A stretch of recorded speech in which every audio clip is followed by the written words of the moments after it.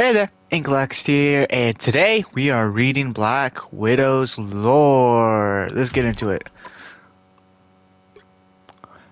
Sorry that I didn't upload. Oh, I got distracted yesterday. So, I'm gonna do two uploads today to make up for it. But, let's get into it. Mercenary Unleashed. Taking Natasha Romanoff by surprise was no easy task. One of the world's most elite spies, better known as the Black Widow, she had been trained from a young age by her handlers in the Red Room to anticipate every eventuality of all of eventuality. Of all her many skills, it was the one she took the most pride in. Even when the world itself was on the brink of disaster, nothing ever caught her off guard, at least until today. When she first came to Tokyo, it was on a special mission for the resistance. She was gathering intel that could help her fellow freedom fighters in their ongoing battle against Victor Von Doom, the tyrannical ruler of Latveria, who had been spreading his iron grip across the world, one country at a time. But after that initial operation, she found herself feeling at home in this strange city, more at home than she had felt in decades. Natasha may not have looked a day over 30 on the surface, but she had actually been in the spy game for more than 100 years now. Her prolonged youth and vitality were the side effects of an experimental life-extending serum given to her by the late great Nick Fury. Not quite the infinity formula, but still as effective. She had never imagined that she'll live to see the year 2099, let alone still be in the field, but here she was standing on the rooftop of the Tokyo headquarters of Alchemax, ready to expose the company's greatest secret, whatever it was. Despite having a wide web of reliable context feeding her top secret intel, Natasha had no idea what she was about to discover. Alchemax, a major multinational I don't know how to say that word. Pharmaceutical, whatever that word is, corporation with far too much power, had more secrets than she could count. Most of them fell under various levels of clearance, labeled from lead all the way up to gold. But until today, she had never been heard of an asset with a Mercury classification. But here, somewhere within this building, there was something flagged with that rare and mysterious clearance level, and whatever it was, Natasha knew it couldn't be good. Fortunately, getting inside would be easy. Maybe not for the average citizen, or even one of the many web warriors that also always seem to be swinging through the city these days, but for someone as seasoned as the Black Widow, a few Alchemix security officers would be no threat at all. As she entered the building, she instantly encountered a pair of guards with two quick bursts of her Widow's Bite. They were out for the count, and Natasha had access to the building's freight elevator. According to her intel, the Mercury level asset was being stored in a vault in the building's sub-basements. And since this was one of the tallest buildings in Tokyo, Natasha knew she had a long way down. She couldn't risk simply hopping into the elevator car and pressing a button. However, the building's security systems would instantly identify her and shut down the lift, making her a prisoner. Instead, Natasha pried open the elevator doors with her hands peering into the empty shaft. She knew she was going to have to do this the hard way. No, the fun way. Securing her zip line to a steel beam above her, Natasha began to lower herself down the shaft, dangling precariously over what seemed to be a bottomless pit.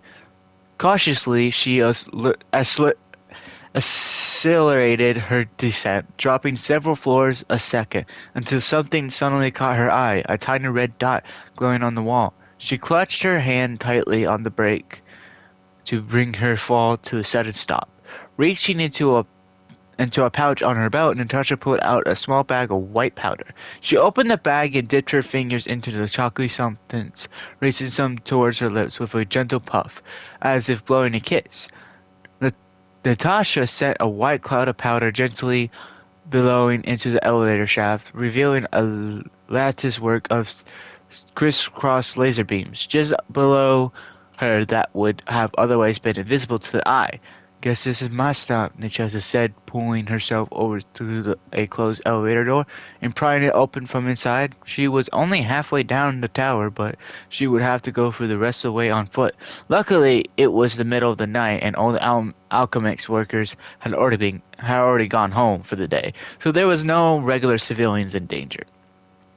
Entering a stairwell, she continued her descent towards the building's lowest levels as stealthily as possible. Occasionally, she crossed paths with a security guard on patrol, but managed to take them out with ease. Natasha was skilled in countless non-lethal ways or neutralizing targets, but she had one in particular that she put to good use that night, a Krakowian neurotoxin given to her by Wolverine that easily incapacitated any foe whom she scratched with one of her razor-sharp fingernails. Natasha didn't take any pleasure in dispatching the guards, but also didn't hesitate. They had signed up for this job knowing exactly who they were working for. Finally, after what seemed like hours, Natasha found herself at a thick metal door 5 levels below the building's lobby. The door had a high-tech keypad next to it, limiting access to only those with the proper code, which was changed daily.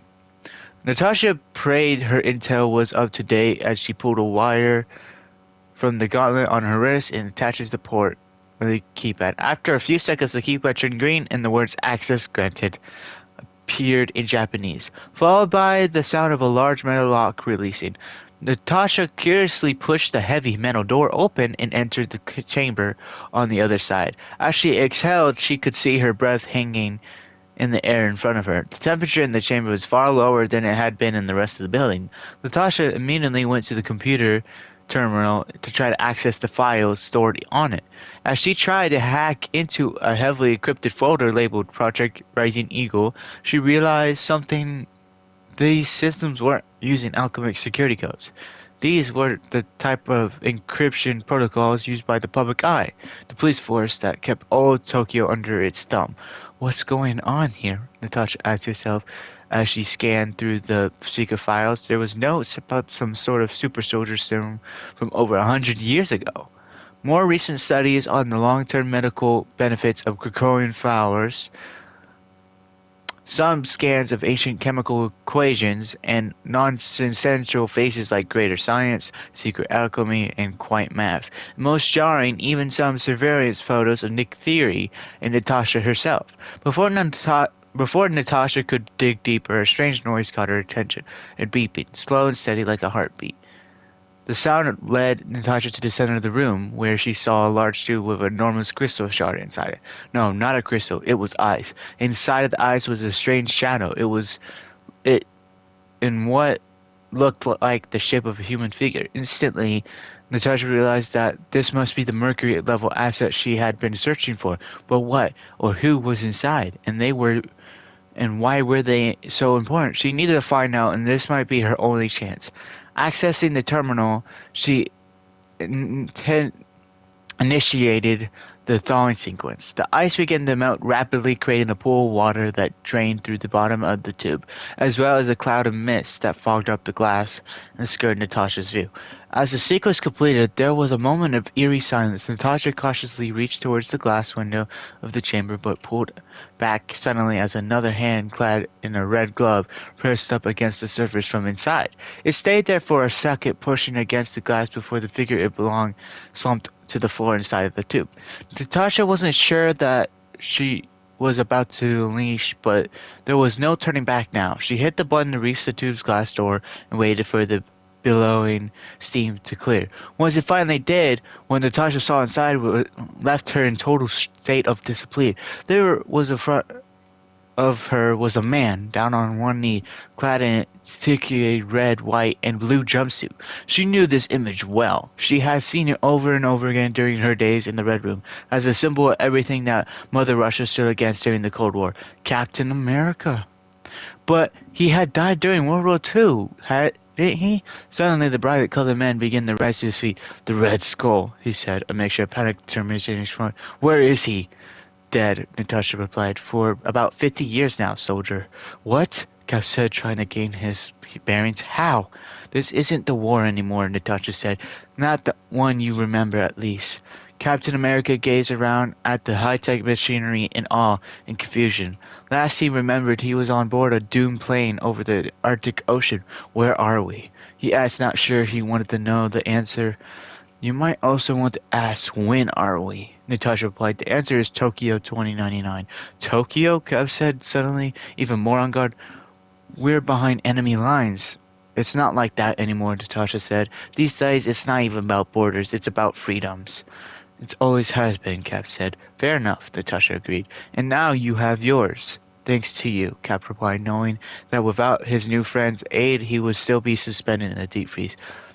"That won't last long if we don't get out of here," Natasha said, leading Cap towards the door of the chamber. "Alchemist was keeping you on ice for a reason.